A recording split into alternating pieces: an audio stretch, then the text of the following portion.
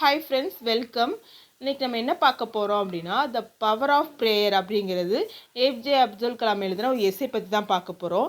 இது எதுலேருந்து எடுக்கப்பட்டது அப்படின்னா, அப்துல் கலாமோட ஆட்டோபயோகிராஃபி விங்ஸ் ஆஃப் ஃபயர் அப்படிங்கிறது எடுக்கப்பட்டது.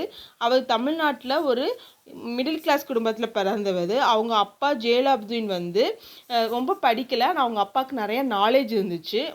ஆஷிமாக்குமே வந்து ரொம்ப ஹெல்பிங் டெண்டன்சி இருந்துச்சு. அவங்க வந்து புது புது ஸ்ட்ரேஞ்சர்ஸ்க்குமே வந்து தினம் என்ன செஞ்சாங்கன்னா சாப்பாடு செஞ்சு போட்டாங்க.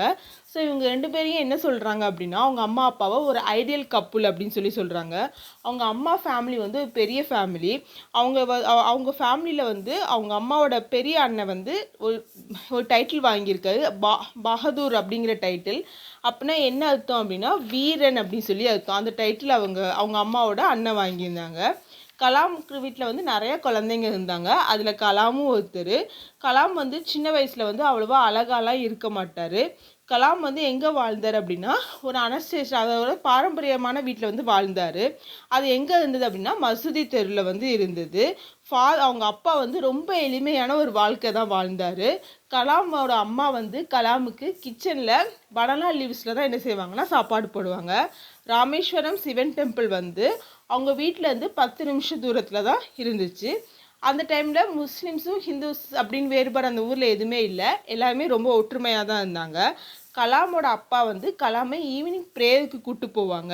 ஆனால் கலாமுக்கு என்னென்ன அது வந்து புரிஞ்சிக்க தெரியல. அப்போது ப்ரேயர் முடிச்சுட்டு வெளியே வரும்போது அவங்க அப்பா பார்க்க நிறைய பேர் வெயிட் பண்ணுவாங்க. எதுக்காக அப்படின்னா, ப்ரே பண்ணுறதுக்காக இந்துஸ் எல்லாருமே வந்து வெயிட் பண்ணுவாங்க. அவங்க அப்பா ப்ரே பண்ணாங்கன்னா சரியாயிவாங்க அப்படிங்கிற நம்பிக்கை. அவங்க அப்பாவை பொறுத்த வரைக்கும் ரீஜன் அப்படிங்கிறது வந்து ஒன்று தான் அப்படின்னு சொல்லுவாங்க. நம்ம தான் வந்து நம்மளை வந்து காட் கிரியேட் பண்ணியிருக்காங்க. ஸோ நம்ம காட் நமக்கு கொடுக்குற கஷ்டங்களை பார்த்து நம்ம என்ன செய்யக்கூடாது அப்படின்னா பயப்படக்கூடாது அப்படின்னு சொல்லுவாங்க. எந்த ஒரு ப்ராப்ளம்னாலும் கஷ்டம்னாலும் நம்ம வந்து அது காட் கிரியேட் பண்ணது. ஸோ அதை வந்து ஃபேஸ் பண்ணணும் அப்படின்னு அவங்க அப்பா சொல்லுவாங்க. ப்ராப்ளம் வந்து நமக்கு ஸ்ட்ரென்த்து கொடுக்குது அப்படின்னு கலாமோட அப்பா சொல்கிறாங்க.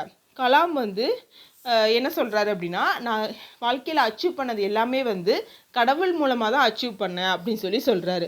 கலாம் என்ன சொல்கிறாருன்னா, காடு தான் அவருக்கு வந்து நல்ல டீச்சர்ஸு, நல்ல கொலீக்ஸு அப்படிங்கிறவங்கலாம் கொடுத்து அவரை வந்து மோட்டிவேட் பண்ணார்.